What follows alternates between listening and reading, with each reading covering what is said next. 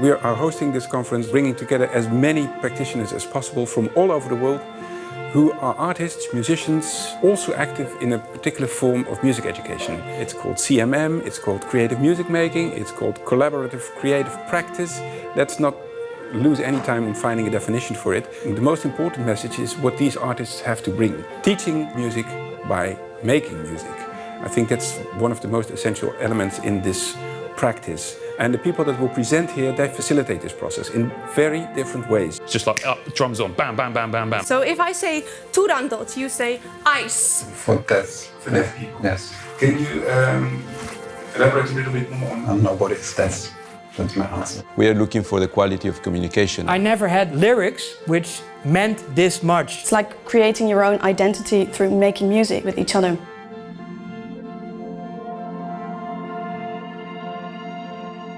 This practice is about engaged music making. It's about creating a new aesthetic where the individual has as much of a role as the collective or the group.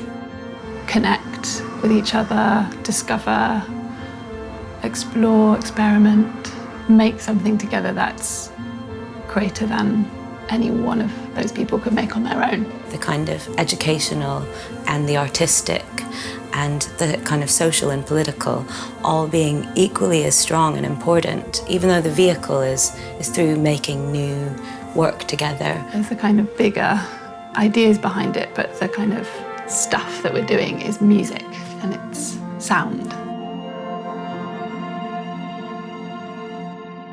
The sort of main thing that I think I was sort of presenting here was Drumworks, which is quite a big percussion project. It's based in East London. We work with about 400 kids in 6 schools every week. So Future Band is a project we created about 8 years ago, and it's a performing, composing ensemble for young people from across London. Ich spiele als Bratschist im Wiener Kammerorchester, bin als Musikschullehrer tätig und im Bereich der Musikvermittlung an der Universität für Musik und Darstellende Kunst Wien.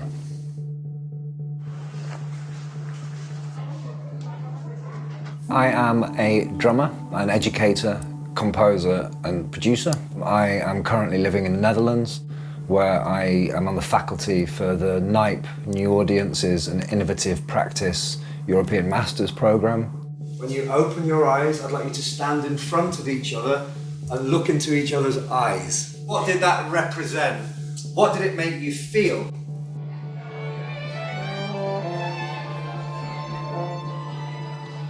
In addition to teaching at the Sibelius Academy, I also give my own workshops, and I'm interested in working more with groups and teaching rhythmics, creativity, communication and world music. And I want to bring those things both to the professionals and to the music teachers that are already in the field and give them some new tools and inspiration. So I work with under 4-year-olds and I use elements of creative music making, letting them explore instruments freely, letting this young age group already experience how it is to be silent, listen to music, and then react to it by making music again. As a project manager in Tivoli-Vredenburg, I try to facilitate workshop leaders. So it's a classroom of 40-50 kids that go in and try to compose a new piece. And on the other end of the spectrum, I work as a workshop leader for Musicians Without Borders in Palestine, Northern Ireland, Tanzania, around the world. I have many projects with people with dementia. I'm running a project to fund a music school in Guatemala for children. I work in Mexico as a guest teacher in the university, and I have been trying to find new ways of teaching early music and engage people in another kind of performance that is more linked to the society. I'm a harp player, so I was playing harp in this house band, and we were just asked to give musical feedback on each presentation. So it was really something new to me, just to transform a speech or words or way of talking or content of the speech into music. It's part of our work to be open to any kind of situation and to react. Yes, it was a creative process symposium, so we had to be creative as much as possible. The presentation were mainly about the individuals explaining about practice, about concrete projects, but we took a step further in that. We spoke about life, about philosophy. We really went into the essence of this practice. I think one of the unique things that this age group gets is that they are actually challenged already at this young age in a very musical way. I don't use many props except for musical instruments, so actually I think I'm training their ear and I'm opening their ear. We try as much as is possible for the project to not be run on this on a really top-down way. The direction of the project, the music we play, the way we play it is arrived at organically by everyone being on a sort of level pegging in terms of making decisions. In our own very, very small, very personal, but also political way, addresses how people have conversations together and learn to listen better and learn to share their thoughts. They have some shared experiences of life and things that they like and don't like, and they bring that to that space. So continuing to be a composer at that moment is about finding what those things are, and they are often very ethereal, and trying to pull them together to make something that has meaning for everyone. You'd go to musical resources and musical materials of composition, arranging. What do we need for those? We need melody, we need rhythm, we need harmony, we need texture. So we find creative ways to be able to explore those raw materials that relates to who the people are, where they come from and why we're doing it. What kind of qualities do you need to engage in this kind of shared leadership? I try to be as flexible as possible as a workshop leader in Palestine, to bring out my musicianship and my flexibility in order to engage people that are not engaging naturally because of all kinds of problems they have. And also a certain confidence that whatever issues or confrontations or conflict, which is not necessarily a negative word at all for me, whatever conflict happens, you can find a way to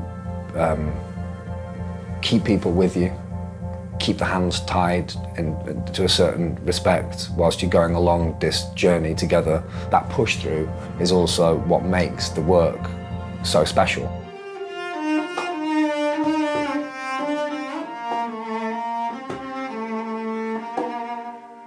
When I saw the project of Music and Dementia, I remember that contact with my grandmother. When we lost that communication, our family started to fade away. Empathy was one of the most important aptitudes of my grandmother, and it has started to impregnate every single aspect of the practice of making music. If I look at where I live in the world, these are the problems that I see. What can I do about that as an artist? You know, that's the core driver. Is very important for the work, a lot of the work that's been discussed here, to look at that why. Why is it important that this stuff happens? And everyone will have their own view of that. So it's about group development within a classroom, artistic development within the classroom. In the Musicians Without Borders circumstance, it's about community building between maybe two parts of a community that have been divided by conflict. The goals are totally different. The thing that is similar is that creativity and music builds bridges between people, between the stage and an audience, and between Tivoli-Vredenburg and the city, which then goes on to develop itself as a whole. So that's the result that we're aiming for. Und zwar war es mir nie genug, einfach nur ein Konzert zu spielen. Eigentlich entstanden schon während des Studiums. Wir hatten mit Freunden zusammen während dem Studium ein Kammerorchester und haben dort immer schon versucht, neue Publikumsschichten zu erreichen. In der Küche, in der WG zusammengesessen und uns Ideen ausgedacht und sie einfach ausprobiert. Und das fand ich letztendlich super bereichernd. Damals war das Thema Musikvermittlung noch gar keins, also wir waren wirklich Pioniere, dass es für mich immer eine größere Bedeutung gewonnen hat. These kind of creative working methods are an essential part of GLOMAS because the students come from all over the world. And in the heart of the GLOMAS education, there's this transcultural collaboration and creating things with people from really various backgrounds, where it becomes valuable to learn to listen and to learn to work together and contact and communicate with different kinds of people. I had contact with this old woman that was a nurse in the hospital where we were working. She was working there already for quite a few years. And then she got dementia, and by the time that we made our project, she had already been there as a patient after being a nurse there. We didn't get to her until the 6th session. In that moment, all the tension that she had, that was manifested in eye movements or in leg movements, transformed, and she began to cry. By the joy of being able to communicate through music. That was a very important moment for all of us, but especially for me, because I understood the power of music. When it comes to music education, the power is still in those organizations. You can't do this also just alone. Therefore, you have to be very strategic. There are people out there trying to make things happen who are on your wavelength. I just think you have to spend a hell of a lot of time doing it. Idealism within a classroom, to be blunt, is not going to get you anywhere. There will be challenges. There are challenges. There's always funding challenges. So we kind of find a way to keep hold of what's really important to us and be really flexible. I think both of those things are important, and I think they're both possible. Especially in our countries, in the south of Europe, is a change that hasn't arrived yet because it doesn't have the status or the value that has in other countries in the north or center of Europe. And the proof of that is that if you have a look at the conservatories in here in the whole Netherlands, they are full of Spanish, Italian, Portuguese, Greek students. So we really need to bring all this practice into our countries and show people what really music can do to them.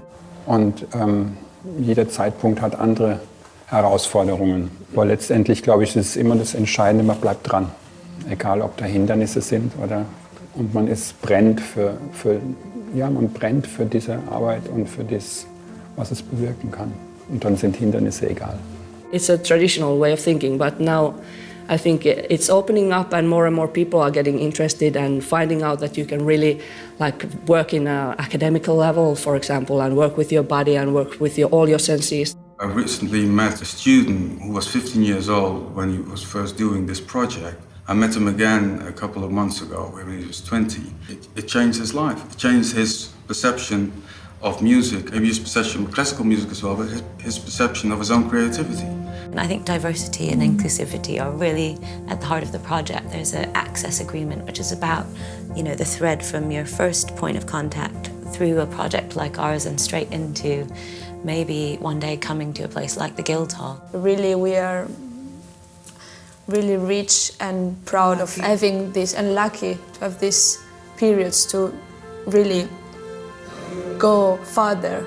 There's something that we have to fight for at one point, and so, revolution. I think one of the beautiful things in meeting all these people and hearing presentations and having the conversations has been the very genuine way of sharing things, sharing also the problems that you face doing this work, and your vulnerability and your strengths as well.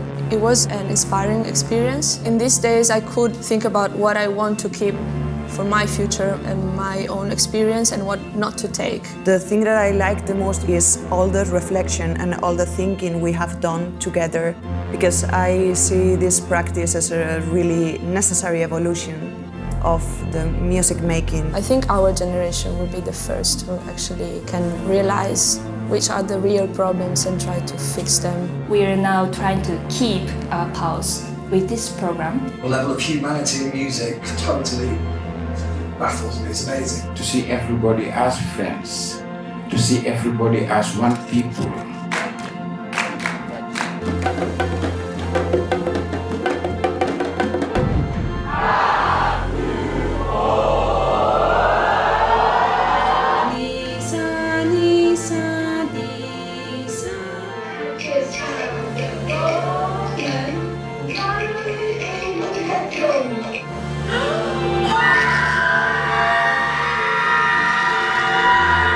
For me, really now, what the main purpose is to try and create a new aesthetic and a new music and a new sound. And of course there are no terms that have existed for this new style, so there isn't a genre that exists, and thus it's difficult to maybe explain, but it's tangible. And that for me, I think, is more of the raison d'etre than the moral compass. That's just a beautiful side effect. It really makes you a better person. It really makes you more aware of the people you have around you and appreciate art in a different way, and really being aware of the impact that a specific piece of art, never mind it's music or it's painting or it's sculpture or it's a film, can have to you, can do to you. Yeah, we need that for a better life, I think.